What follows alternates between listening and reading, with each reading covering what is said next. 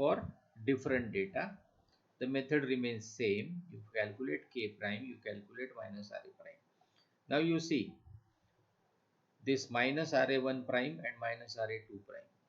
So 2 by 1, if you take this ratio, this becomes 0.222. So not equal to 1 means this condition is not satisfied. So diffusion free regime is ruled out. Now check for strong core diffusion. See, inverse proportionality is there or not. As the diameter is increased, the rate is decreased. So it is varying inversely. So this condition is satisfied. So we write as actual rate is inversely proportional to the particle size.